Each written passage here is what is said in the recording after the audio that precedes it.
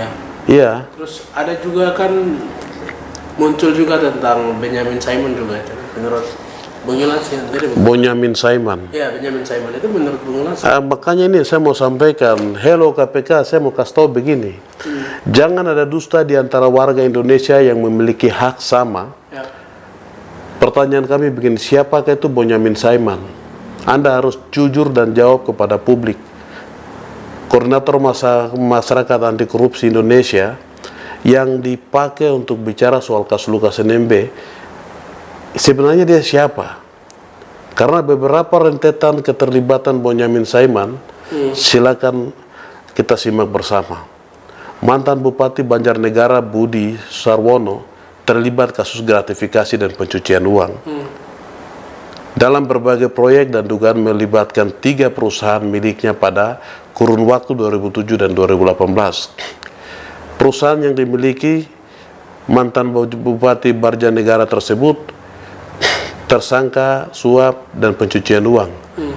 Ternyata saudara Bonyamin Saiman, koordinator masyarakat anti korupsi, Maki, yang hari ini bicara-bicara soal Pak Lukas, foto dan yang lain-lain, dia adalah direktur daripada PT Bumi Rejo milik Bupati Banjarnegara. Pada tanggal 17 Mei 2022, publik harus tahu bahwa Bonyamin Saiman dipanggil Komisi Pemberantasan Korupsi, dimintai keterangan terkait tindak pidana pencucian uang.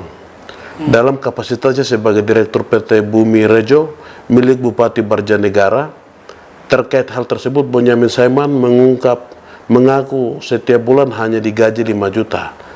Apakah jabatan Direktur PT pendapatannya 5 juta dan anehnya tidak terlibat kasus pencucian uang? Sudah jelas yang bersangkutan Direktur PT Bumi Rejo. Perusahaan tersebut bermasalah. Bonyamin Saiman, koordinator Maki, tidak bersuara untuk mengungkap siapa yang terlibat dalam rentetan kasus termasuk dirinya. Atas kasus tersebut, koordinator Maki pernah meminta agar KPK dibubarkan. Bonyamin Saiman pernah sampaikan, koordinator Maki sampaikan KPK harus dibubarkan. Orang yang hari ini dipakai KPK untuk bicara soal Pak Lukas. Dan Bonyamin mendapatkan kritik keras dari jubir KPK waktu itu atas pernyataannya. KPK juga pernah meminta keterangan terkait siapa yang ongkos LSM Maki. Tidak hanya itu saja, ada beberapa hal yang janggal oleh koordinator Maki. Pernah menyampaikan bahwa dugaan kasus suap yang melibatkan politisi PDIP Harun Masiku. Bonyamin mengaku bahwa Harun sudah meninggal, jadi tidak perlu cari lagi dalam status Harun sebagai DPO KPK. Bonyamin meyakinkan publik dengan KPK. Jadi apa hubungannya Benyamin dan Pak Lukas ini ke klien? Benyamin ini dia pegang lembaga anti korupsi, masyarakat anti korupsi, yang sebenarnya dia ada terlibat, tetapi kasus-kasusnya dia ini tidak terbuka juga kepada publik.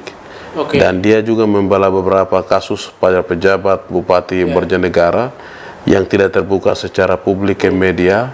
Terus politisi dari PDIP Harun Masiku, dia menyampaikan ke publik bahwa Harun sudah meninggal, kasusnya ditutup. Dia juga orang yang pernah bicara bahwa KPK lebih baik dibubarkan, tetapi nyatanya hari ini orang ini masih dipakai oleh lembaga KPK untuk menggoyahkan Pak Gubernur dengan cerita-cerita, foto-foto perjalanan yang sama sekali tidak punya relevansi dengan kasus hukum gratifikasi. Ini sesuatu yang sangat konyol, dan media pakai foto-foto Bonyamin Saiman untuk framing di semua lini untuk mengganggu publik, seolah-olah apa yang dilakukan oleh Pak Lukas itu dia betul-betul bermain judi, dia lakukan aktivitas di Singapura, bisa berjalan. Ini narasi-narasi liar yang tidak bertanggung jawab yang dikembangkan oleh orang-orang yang ada di Indonesia, baik netizen-netizen maupun buzzer-buzzer pemerintah yang terus memframing media-media, memojokkan Pak Lukas, membunuh karakter dan moral pemimpin kami atas tuduhan orang ini. Oke, berarti ini saling berhubungan. Iya, saling berhubungan. Oke.